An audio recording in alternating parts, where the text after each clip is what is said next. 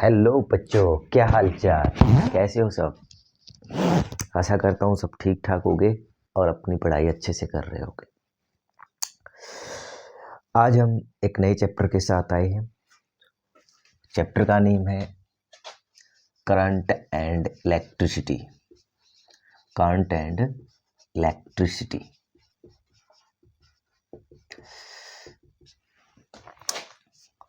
बड़ा चैप्टर है, कहीं न कहीं वैल्यूएबल है। बड़ा चैप्टर है, वैल्यूएबल है और इससे न्यूमेरिकल्स भी पूछे जाते हैं। पहले हम इसकी कुछ थ्योरी करेंगे, उसके बावजूद इसके न्यूमेरिकल्स लगाएंगे और उसके बावजूद जैसा कि आप सबको पता है हम MCQs क्वेश्चन लगाते हैं और प्रीवियस ईयर के अंदर आए हुए सभी क्वेश्चंस को इसके अंदर कवर अप करेंगे। So first of all a sweet good morning to all of you और हम स्टार्ट करते हैं अपने चैप्टर को। आप सब करंट और इलेक्ट्रिसिटी के बीच में क्या डिफरेंस है, मतलब सबसे पहले तो इलेक्ट्रिसिटी होती क्या है।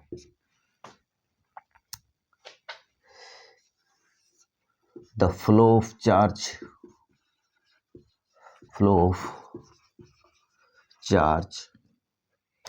is called flow of charge from one point to another point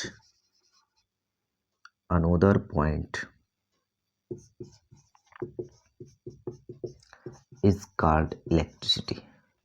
इसे हम इलेक्ट्रिसिटी बोलते हैं, यानी कि एक पॉइंट से चार्ज किसी दूसरे पॉइंट पर जाए,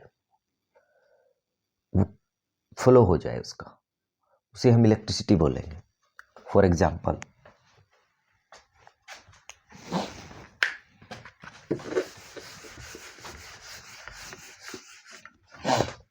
ये आपका एक पॉइंट है ए,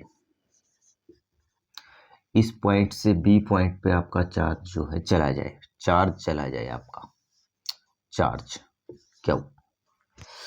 चार्ज जो होता है उसे हम क्यू से डिनोट करते हैं, ये वाला क्यू भी यूज कर सकते हैं, ठीक है। क्यू से डिनोट करते हैं और इसको मेजर किस में किया जाता है, कूलम में। किसमें? कूलम में,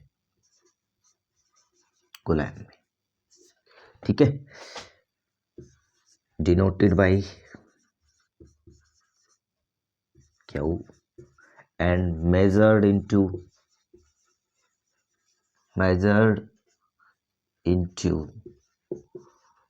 कूलम, ठीक है। अब जो है आपका, अभी हमने बोला कि इलेक्ट्रिसिटी का मतलब होता है एक पॉइंट से कोई यूनिट चार्ज किसी दूसरे पॉइंट पे चला जाए, इट्स मीन हम कहेंगे कि इलेक्ट्रिसिटी पास हो गई। क्या हो गई? इलेक्ट्रिसिटी पास हो गई, ठीक है। अब होगा क्या? नेक्स्ट जो आता है, नेक्स्ट आता है करंट। करंट क्या होता है? करंट को आप जो डिनोट करते हो वो आई से और मापते किस में हो? एम्पियर में। किसमें? एम्पियर में। और जो आपका इंस्ट्रूमेंट यूज होता है मापने के लिए करंट को, वो होता है एम्पियर। क्या होता है? एम्पियर। अब जो है करंट जो है वो mathematically I is equal to Q by T होता है। क्यू अभी बताया मैंने, चार्ज, टाइम, यानी कि चार्ज बाय टाइम। इसको हम थोड़ा सा प्रैक्टिकली समझेंगे एक्चुअली में ये चीज होती क्या है। अब जो है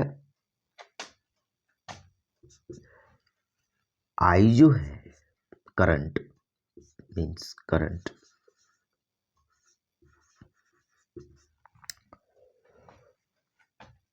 वो 1 एम्पियर कब होगा, 1 एम्पियर कब होगा, जब चार्ज की वैल्यू क्यू की value when Q is equal to 1 coulomb, time is equal to 1 second. Now we can say that put these values into the equation. 1 coulomb divided by 1 second, it gives us 1 जो है 1 ampere current, 1 ampere current. कई बार आपसे definition पूछ ली जाती है, जो है वो पूछता है कि 1 एम्पियर करंट कब होगा। 1 एम्पियर करंट के लिए आपको 1 कूलम चार्ज 1 सेकेंड के लिए क्या करवाना है, पास करवाना है किसी भी सर्किट से। उस टाइम पे आपके करंट की वैल्यू होगी वो 1 एम्पियर होगी। ठीक है, इसको प्रैक्टिकली जानेंगे, बट उससे पहले हम पोटेंशियल डिफरेंस को देखेंगे, तब जा करके जो हम करंट की जो कुछ पता कर सकते हैं प्रैक्टिकली। नेक्स्ट देखिए, अब जो है अभी आपने किया क्यू यानी कि चार्ज, अब जो है एक इलेक्ट्रॉन के ऊपर कितना चार्ज होता है, कुछ बातें हैं जो आपसे कई बार एग्जाम में पूछी जाती हैं, उसको आप देख लीजिएगा। एक इलेक्ट्रॉन हो उसके ऊपर 1.6 multiplied by 10 to the raise power 19 coulomb charge होता है। ठीक है, अब जो है अब हम बात करेंगे कि 1 कूलम चार्ज के अंदर कितने इलेक्ट्रॉन होते हैं। 1 कूलम चार्ज के अंदर, या फिर हम बोल सकते हैं 1 कूलम चार्ज के अंदर जो है वो कितने इलेक्ट्रॉन्स पे होता है। How many electrons carry 1 coulomb charge, इसके लिए हम जो है अभी निकाल देते हैं। 1 इलेक्ट्रॉन के ऊपर जो चार्ज है वो है 1.6 multiplied by 10 to the raise power minus coulomb. एक कूलम चार्ज किस पे होगा, एक ये इलेक्ट्रॉन्स हैं, 1.6 multiplied by 10 to the raise power minus 19 1 coulomb. इसको जब हम सोल्व करते हैं, ये वैल्यू जो है हमारी वो कितनी निकल करके आती है, वो निकल कर आती है 6.2 multiplied by 10 to the raise power 18 electrons के ऊपर जो है वो क्या ये चार्ज होता है। ठीक है,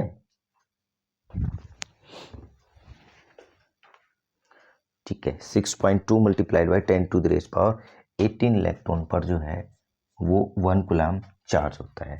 ये वैल्यू आपको याद करनी पड़ेगी। ठीक है, अब देखिए आगे।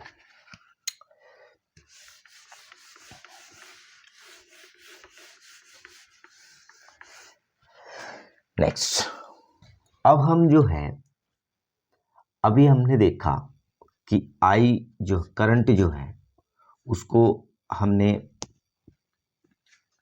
क्या बोला था, Q by T, Q by T. ये फॉर्मूला आपको अभी याद कर लेना है, उसके बावजूद आगे चलते हैं।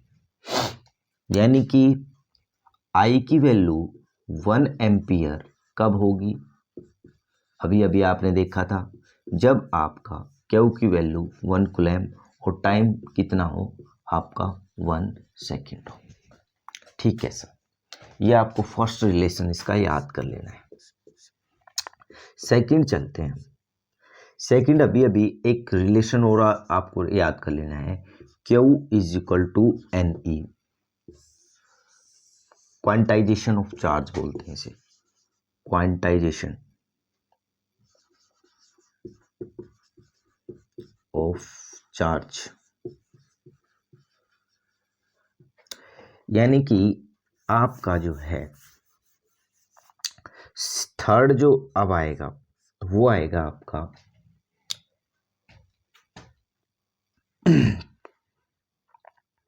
V is directly proportional to I। V क्या है? ये ओम्स लॉ है बेटा। क्या है ये? Ohm's law. कई बार आता है एग्जाम में, पूछ लिया जाता है, और इसी के बेस पे अब हम आगे बढ़ने वाले हैं। V यहाँ पर पोटेंशियल डिफरेंस है। क्या है? Potential difference. I करंट है।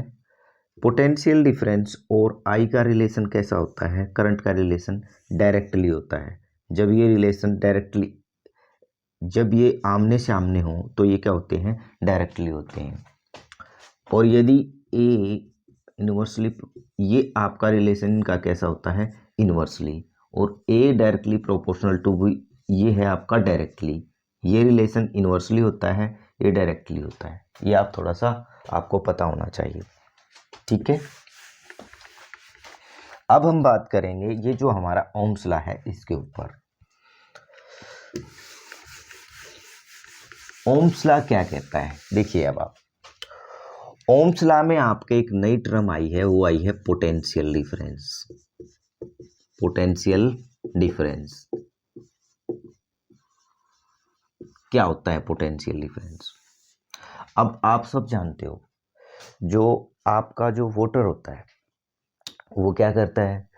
वो मान लो कहीं ऊंचाई पे है, कहीं ऊंचाई पे, ऊंचाई से कहाँ आएगा वो?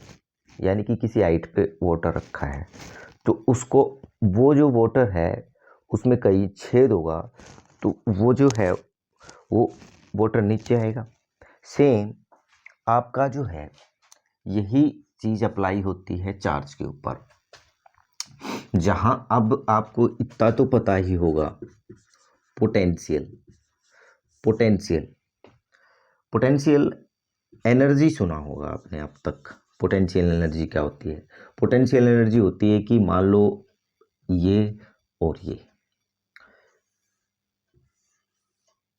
ठीक है। अब यहाँ पर बैठे व्यक्ति की पोटेंशियल एनर्जी ज़्यादा है बजाय कि यहाँ पे, क्योंकि हाइट के इंक्रीज होना से जो है आपकी पोटेंशियल एनर्जी क्या हो जाती है? इंक्रीज हो जाती है। सेम अब यहाँ पर देखते हैं हम,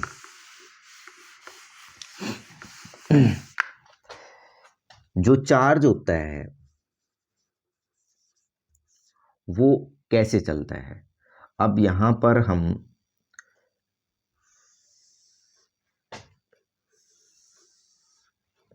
positive positive positive positive positive positive, negative negative negative negative negative, ये जो पॉजिटिव चार्ज होता है ये हाई पोटेंशियल होता है।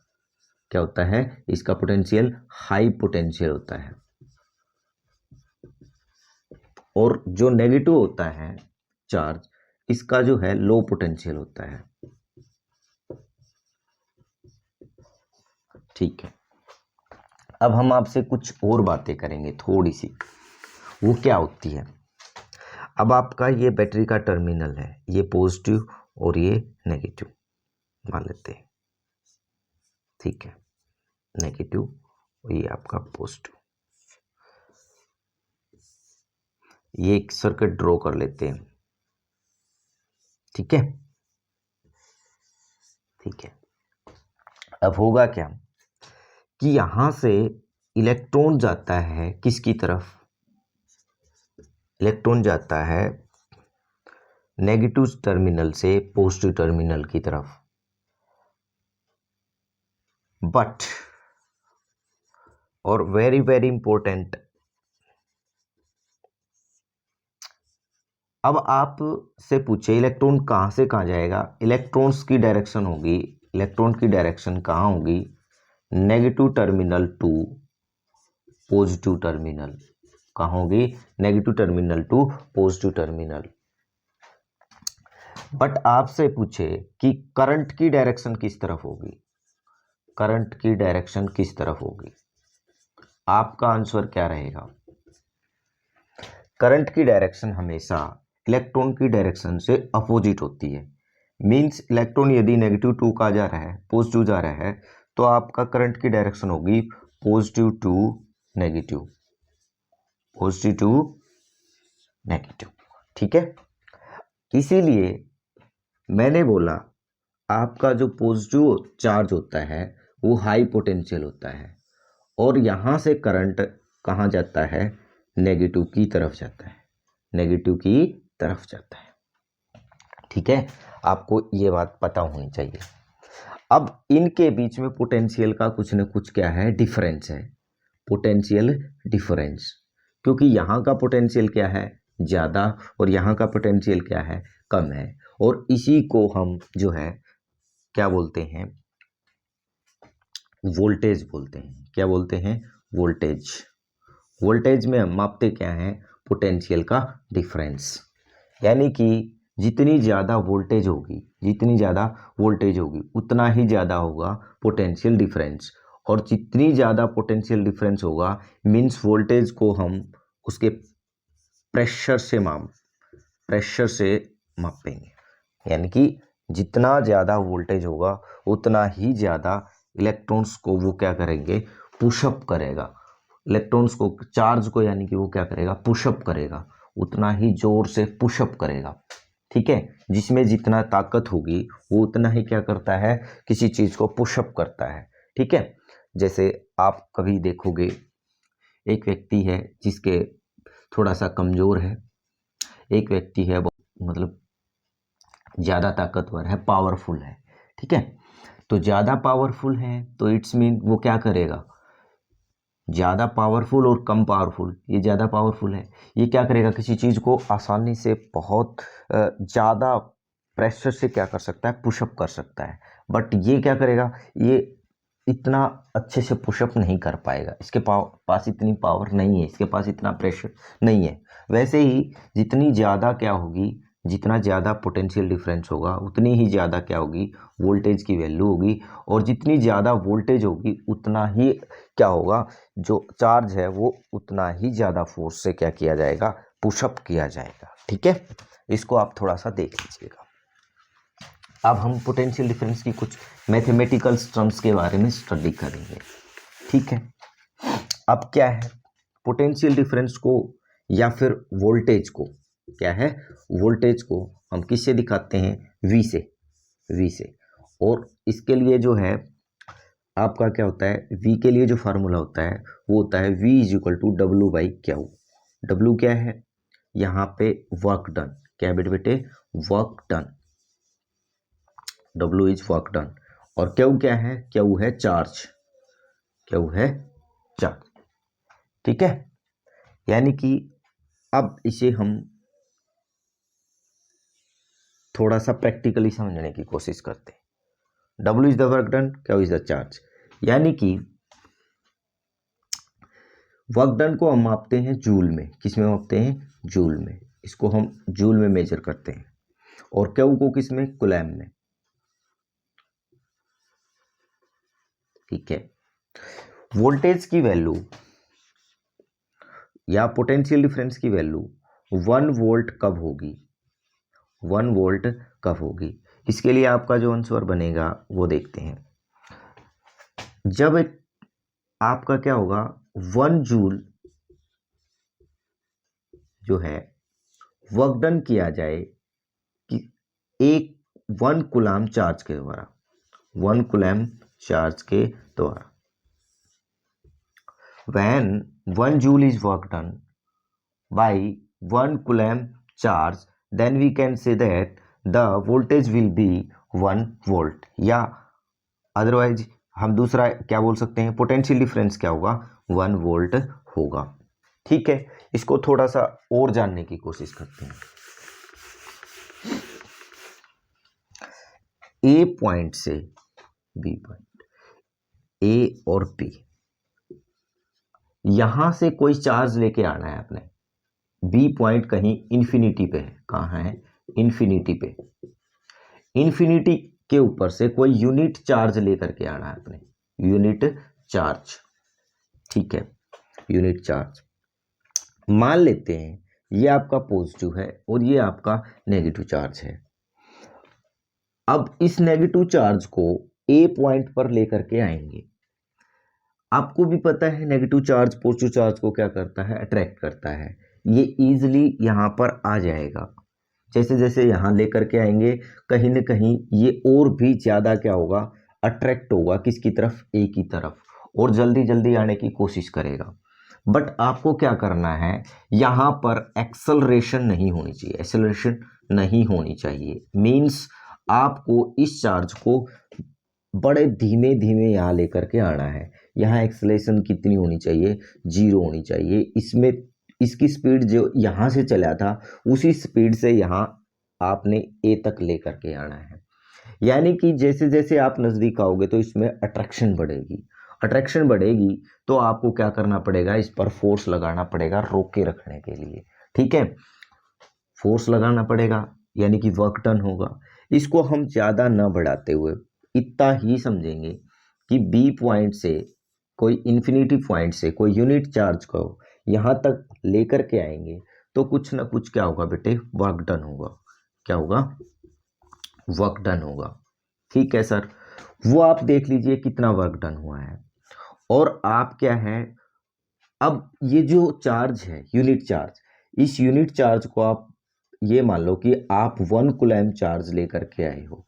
1 कूलम्ब चार्ज को किसी इन्फिनिटी पॉइंट से किसी जो भी आपने पॉइंट मानना है, कोई दूसरा पॉइंट, वहां दूसरे पॉइंट तक लेकर के आने में जितना वर्क डन होगा, यानी कि कुछ ना कुछ वर्क डन होगा। वर्क डन क्यों होगा, अब आप यहाँ पे ये भी बोल सकते हो कि सर नेगेटिव पॉइंट है, ये आपका पॉजिटिव चार्ज है, तो ये कहीं ना कहीं अट्रैक्ट होंगे, आपको वर्क डन करने की जरूरत ही नहीं पड़ेगी। मैंने बोला कि वर्क डन होगा बेटा, क्यों होगा, क्योंकि ये चीज़ जितना नज़दीक आएगी तो इतनी ही इसकी क्या बढ़ेगी, स्पीड बढ़ेगी, और हमने स्पीड बढ़ने नहीं देनी है, उसको रोके रखना है। रोके रखने में क्या होगा, वर्क डन होगा। इट्स मीन आपको वर्क डन करना पड़ेगा इसको यहाँ तक लेकर के आने में। यदि ये पॉजिटिव चार्ज होता तो फिर ये क्या करते, रिपेल करते, तो फिर इसको लेकर के आने में आपको क्या करना पड़ता, यहाँ पर वर्क डन करना पड़ता। यानी कि वर्क डन डिवाइड बाई क्या है आपका, 1 coulomb charge, work done divide by charge, यही होता है आपका वोल्टेज या पोटेंशियल डिफरेंस। ठीक है, ये मैंने आपको मैथमेटिकल या एक्सपेरिमेंटली वे से आपको समझाने की कोशिश की है।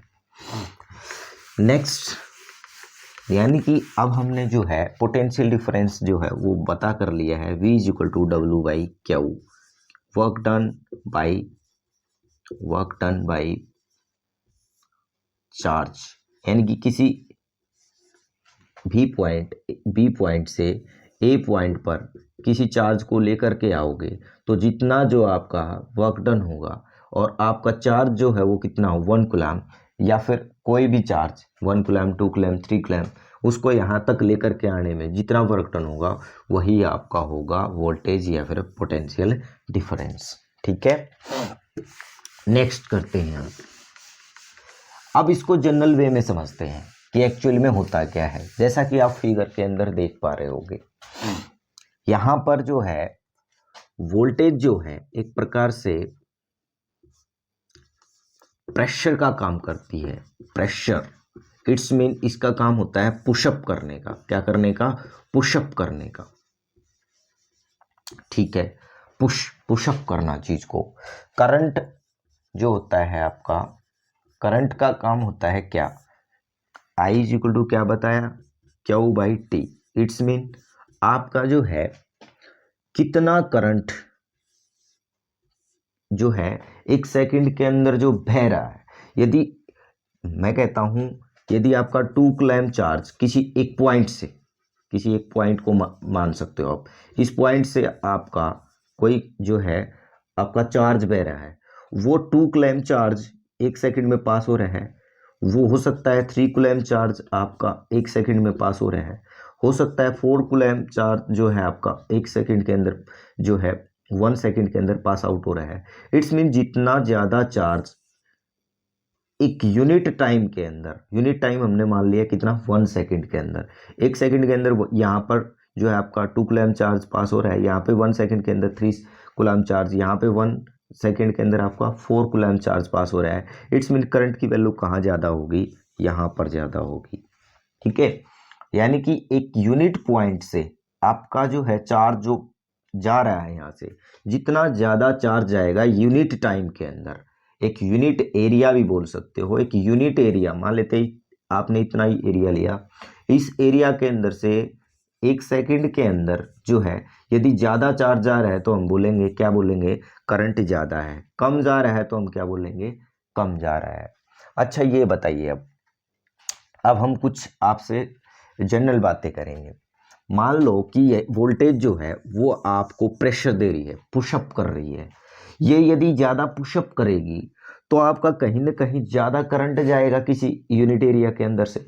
यहाँ से कोई धकेलने वाला ज़्यादा एक अच्छा प्रेशर वाला है, मतलब उसके पास ज़्यादा पावर है धकेलने वाले के पास, इट्स मीन आपका जो है यूनिट एरिया के अंदर से ज़्यादा चार्ज जाएगा।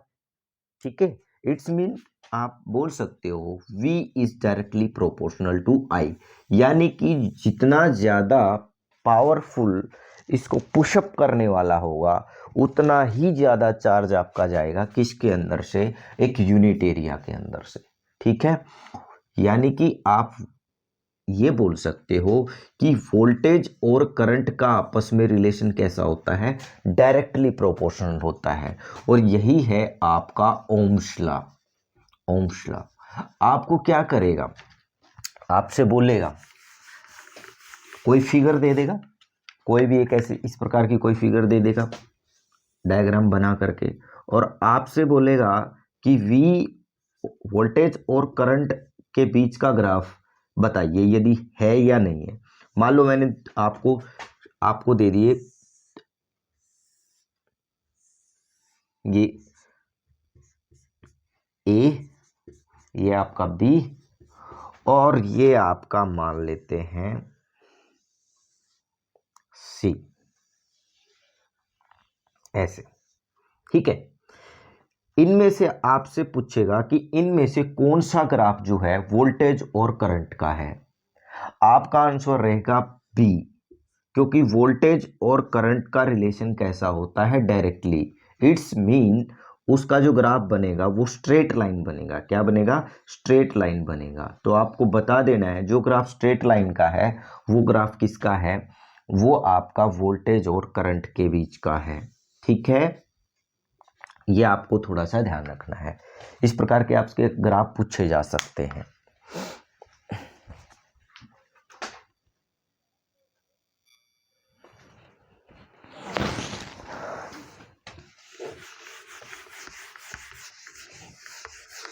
नेक्स्ट हम जो है अब करते हैं,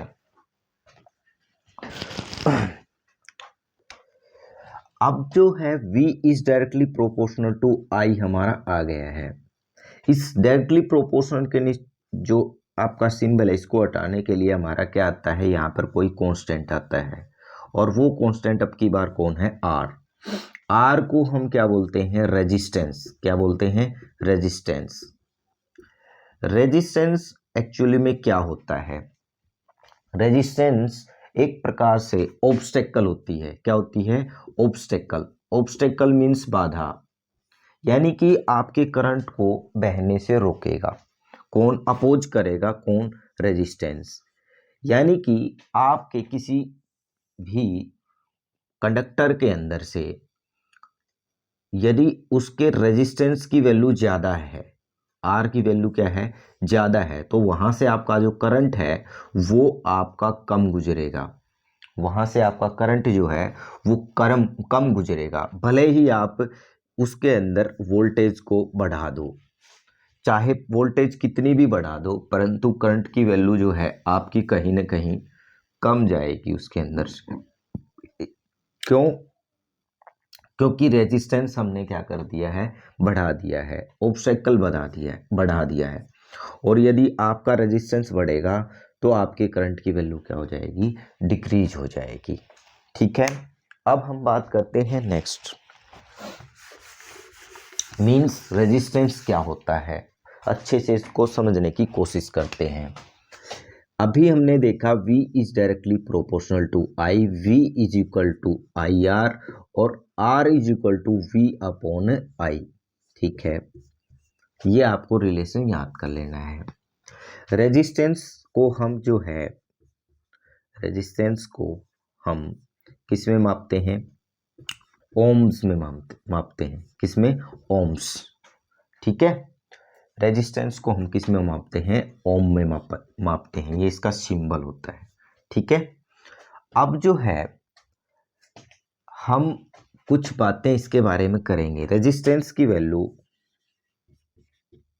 रेजिस्टेंस की वैल्यू 1 ओम कब होगी? रेजिस्टेंस की वैल्यू 1 ओम कब हो सकती है? आप बताइए इस फॉर्मूले से। जब आपका वोल्टेज कितना हो? 1 वोल्ट, और करंट की वैल्यू कितनी हो? 1 एम्पियर। इट्स मीन आपका क्या होगा? रेजिस्टेंस की वैल्यू क्या आ जाएगी? 1 ओम। कितनी आ जाएगी? 1 ओम। थोड़ा सा इसे सिंबल को अच्छे से बना लेना। ठीक है, ये आपको थोड़ा सा ध्यान रखना है। अब आती है बात, देखो करंट को मापते एम्पियर में, इसको मेजर किस में करते हैं? एम्पियर में। और जो इसका इंस्ट्रूमेंट होता है जो करंट को मेजर करने के काम आता है वो होता है एमीटर। क्या होता है? एमीटर। वोल्टेज को जो है, वोल्टेज को वोल्ट में मेजर करते हैं, और मेजर करने का जो इंस्ट्रूमेंट होता है वो होता है आपका वोल्ट मीटर। ठीक है, ये आपको इस तरीके से दिखाते हैं। वोल्ट मीटर को आप इस तरीके से दिखाते हैं। ठीक है, अब बात आती है रेजिस्टेंस। अब बात आती है आपका जो है करंट और वोल्टेज। करंट और वोल्टेज को मापने के लिए आपका कौन सा इंस्ट्रूमेंट यूज हुआ? हमारा एमीटर। और आपका वोल्टेज को मेजर करने के लिए क्या हुआ? Volt meter. एमीटर को आप कभी भी सर्किट के अंदर किस में रखते हो? सर्किट के अंदर लगाओगे ना एमीटर को, मान लेते हैं ये आपका, ये रेजिस्टेंस का सिंबल होता है। ये रेजिस्टेंस का सिंबल होता है। किसका सिंबल है ये? रेजिस्टेंस का। ठीक है, जब भी आप एमीटर को लगाओगे किसके अंदर? एक सर्किट के अंदर, एक सर्किट के अंदर जब एमीटर को लगाओगे, वो हमेशा आपका क्या है? वो हमेशा आपका सीरीज में लगाया जाता है। किसमें? सीरीज में। अब हम थोड़ा सा सीरीज और पैरेलल की बात करेंगे, बट आप एक बार थोड़ा सा हम कर ही लेते हैं ये बातें कि आपका क्या होता है। रेजिस्टेंस जो है, रेजिस्टेंस उसका सिंबल अभी हमने बताया। रेजिस्टेंस का सिंबल ये होता है, ये रेजिस्टेंस का सिंबल ये होता है एक सर्किट के अंदर। अब बात करते हैं सर्किट क्या होता है। सर्किट आपका एक क्लोज पाथ होता है। क्या होता है? Close path. क्लोज पाथ होता है थ्रू विच, जिसके अंदर से, through which current is passed. Current क्या होता है? पास्ड होता है with the help of, with the help of A battery. एक बैटरी की सहायता से जो है उसके अंदर से क्या होता है? आपका करंट पास होता है। मीन्स आपका ये, हम जो है यहाँ बल्ब लगा देते हैं और यहाँ पे एक रेजिस्टेंस लगा देते हैं, और ये आपका जो है यहाँ पर रेजिस्टेंस, और यहाँ पर आपका जो है बल्ब, और ये आपकी क्या लगा देते हैं? बैटरी। ठीक है, ये आपका इसके अंदर एक की होती है। ऐसे आपकी क्या होती है? की होती है, और की का सिंबल होता है ये वाला। ठीक है, ये की होती है। जब ये यहाँ पर, आपको इतना तो पता होगा कि कब आपकी जो की है वो क्लोज होगी, कब आपकी ओपन होगी। इतनी तो मैं आपसे आशा कर सकता हूँ कि इतना आपको पता होगा। ये आपका रेजिस्टेंस है। तो सर्किट के अंदर जो है आपका, ये आपका क्लोज पाथ होता है, जिसके अंदर से क्या होता है? करंट पास होता है। ठीक है, with the help of battery. आपके सर्किट के अंदर जो है ये आपका रेजिस्टेंस लगाया हुआ है। आपके रेजिस्टेंस जो हैं कहीं न कहीं उसकी संख्या ज़्यादा हो सकती है, वो नंबर्स में ज़्यादा हो सकते हैं।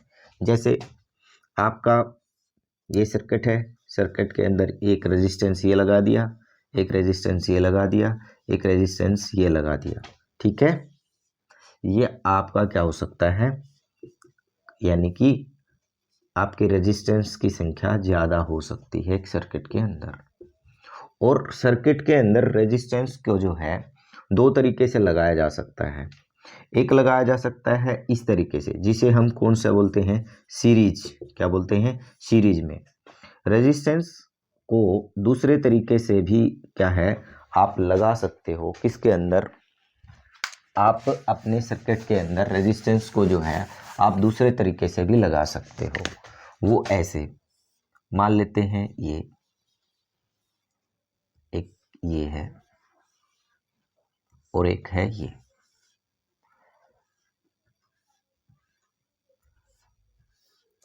ये आपका जो है कहीं न कहीं पॉजिटिव और ये आपका नेगेटिव, ठीक है। ये R1 है, ये R2 है और ये आपका R3 है। इस प्रकार जो आप सर्किट के अंदर लगाओगे तो ये आपका किस में लगे हुए हैं, पैरेलल में। और जब आप इस तरीके से लगाओगे तो वो किस में लगे हुए हैं, आपके सीरीज के अंदर। अब एक बात और बताते हैं, मान लो ये 1 ओम है, ये भी 1 ओम है और ये भी 1 ओम है, ये भी 1 ओम है, ये 1 ओम है, ये 1 ओम है। यहाँ पर जो है एक सर्किट के अंदर 3 रेजिस्टेंस लगाए गए हैं, 3 रेजिस्टर लगाए गए हैं। क्या, 1 ओम, 1 ओम और 1 ओम के। यहाँ पर भी 1 ओम और 1 ओम के लगाए गए हैं। बट यहाँ पर जो रेजिस्टेंस, टोटल रेजिस्टेंस यानी कि इक्विवेलेंट रेजिस्टेंस या का इक्विवेलेंट रेजिस्टेंस की वैल्यू क्या आएगी, पूरे सर्किट के अंदर अलग अलग आएगी। इसको हम बताते हैं आपको आगे क्या करते हैं इसमें। ये आपका पैरेलल में है, ये आपका किस में है बेटे, सीरीज के अंदर है, ठीक है।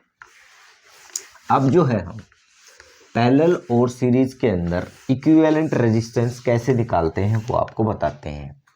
मान लेते हैं ये आपके सीरीज के अंदर, सीरीज के अंदर आपके क्या लगा दिए हमने, रेजिस्टेंस लगा दिए हैं R1, R2 and R3।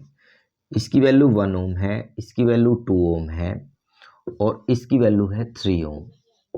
Equivalent resistance की वैल्यू जब हम निकालेंगे, यहाँ पर हमारा इक्विवेलेंट रेजिस्टेंस आएगा R1 plus R2 plus R3। It's mean 1 ohm plus 2 ohm plus 3 ohm, it give us 6 ohm, ठीक है। अब इन्हीं रेजिस्टेंस को हम किस में लगा करके देखते हैं, इन्हीं रेजिस्टेंस को हम लगा करके देखते हैं किसके अंदर, पैरेलल के अंदर। पैरेलल के अंदर इनके इक्विवेलेंट रेजिस्टेंस की वैल्यू कुछ अलग आएगी।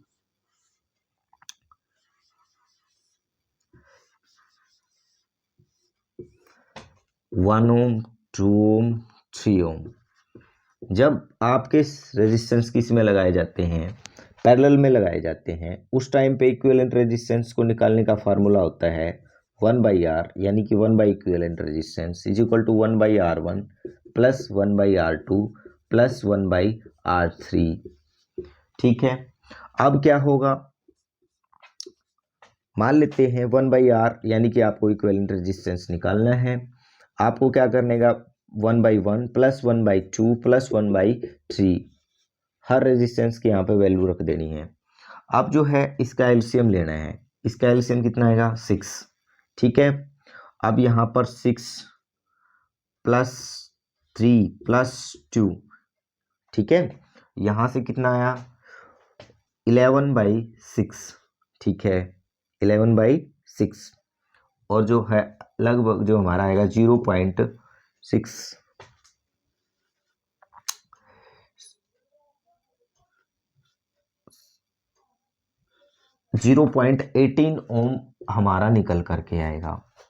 वहां से हमारी जो वैल्यू आई थी वो आई थी 6 ओम। कब, सीरीज के अंदर इन्हीं रेजिस्टेंस को जोड़ा। पैरेलल के अंदर हमने इन्हीं रेजिस्टेंस को जोड़ा तो हमारी जो वैल्यू आई है वो 0.18 ओम है। यानी कि जब हम किन्हीं रेजिस्टेंस को पैरेलल के अंदर जोड़ते हैं तो जो हमारी जो वैल्यू रहती है किसकी, इक्विवेलेंट रेजिस्टेंस की, ये आपका 0.18 है। सॉरी, इसको आप इस प्रकार से करेंगे, ये 11/6, ये थोड़ा सा गलती हो गया, अभी देख लो, 1 मिनट रुक जाइएगा। यानी कि 1/r है, 1/r हमारा कितना आया है, 11/6 आया है, 11/6। अब हम क्या करेंगे, r की वैल्यू फाइंड आउट करेंगे। r की वैल्यू जो आएगी 1/r 11/6 आया है, तो r की वैल्यू किसके बराबर आएगी, 6/11 के, ठीक है, 6/11 के, ठीक है। यानी कि ये वैल्यू और भी छोटी हो जा रही है 11/6, यानी कि आपका 0 पॉइंट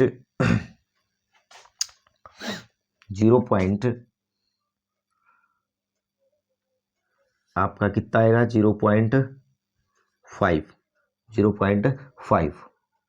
ठीक है, 0.5, ये 1.8 आता, ठीक है। ये आपकी जो वैल्यू है ये आपका क्या आएगा, 0.5 आंसर आएगा। यानी कि आपका पैरेलल के अंदर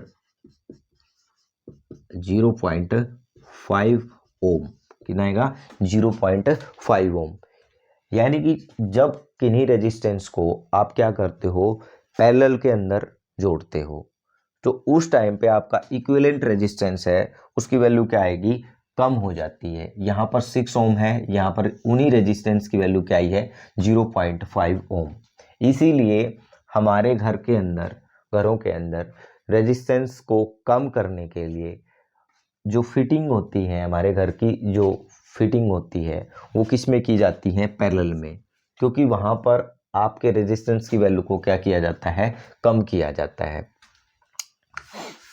ये आपने देखा कि आपका सीरीज और पैरेलल के अंदर क्या होता है। सीरीज के अंदर जो है आपका, सीरीज के अंदर आर की वैल्यू मैक्सिमम होती है, क्या होती है, मैक्सिमम। पैरेलल के अंदर जो आपकी आर की वैल्यू होती है, रेजिस्टेंस की वैल्यू होती है, वो क्या होती है, मिनिमम होती है। अब जो हम बताने जा रहे हैं लास्ट वो हम आपको बता रहे हैं कि जो एमीटर होता है वो हमारा सीरीज में जोड़ते हैं हम, सर्किट के अंदर, सीरीज के अंदर जोड़ते हैं सर्किट के अंदर। और जो आपका वोल्ट मीटर होता है उसको हम क्या करते हैं, आपको पैरेलल में, इसको पैरेलल में जोड़ा जाता है सर्किट के अंदर। ये आप विशेष ध्यान रखें, क्योंकि आपसे ये कई बार आपके एग्जाम में पूछा गया है कि एमीटर को सीरीज में जोड़ा जाता है और वोल्ट मीटर को किस में जोड़ा जाता है, पैरेलल में, सर्किट के अंदर। जैसे अभी आपको दिखा देते हैं, मान लो ये कोई सर्किट है, ये आपका रेजिस्टेंस है, ये एक और रेजिस्टेंस है, ये एक और रेजिस्टेंस है। आपका जो एमीटर है वो किस में जोड़ा जाएगा, आपका ये आप इसके सीरीज में जोड़ोगे। दूसरी बात आपसे पूछ ली जाए, वोल्ट मीटर को कैसे जोड़ोगे। मान लो आपके ये रेजिस्टेंस है, ये आपका रेजिस्टेंस है, पॉजिटिव और नेगेटिव। आपको वोल्ट मीटर जो है हमेशा किस में जोड़ना होता है, आपका पैरेलल में जोड़ना होता है। किस में जोड़ना होता है, पैरेलल में। और एमीटर को आप हमेशा किस में जोड़ते हो, सीरीज में। इसके पीछे का एक रीजन भी होता है, एमीटर के रेजिस्टेंस की वैल्यू क्या होती है, बहुत ही कम होती है। एमीटर का रेजिस्टेंस क्या होता है, बहुत ही कम होता है। Resistance of ammeter is very low, बहुत ही कम होता है, ठीक है। और इसको आप क्या करोगे, रेजिस्टेंस इसका कम होता है। यदि आप किस में जोड़ोगे, इसे पैरेलल में जोड़ोगे, तो पैरेलल में आपको पता ही है किसकी वैल्यू कम होती है, रेजिस्टेंस की वैल्यू कम होती है। और वहाँ पे रेजिस्टेंस की वैल्यू कम होगी तो करंट क्या होगा, हमारा ज़्यादा होता है। क्या होता है, ज़्यादा होता है। यदि करंट ज़्यादा जाएगा तो ये एमीटर जो है ये क्या हो जाएगा, ये आपका ख़राब हो जाएगा। और जिसकी वजह से इसीलिए हम इसको किस में जोड़ते हैं, एमीटर को सीरीज़ के अंदर जोड़ा जाता है। Thank you class, have a nice day. फिर मिलते हैं एक नए एपिसोड के साथ।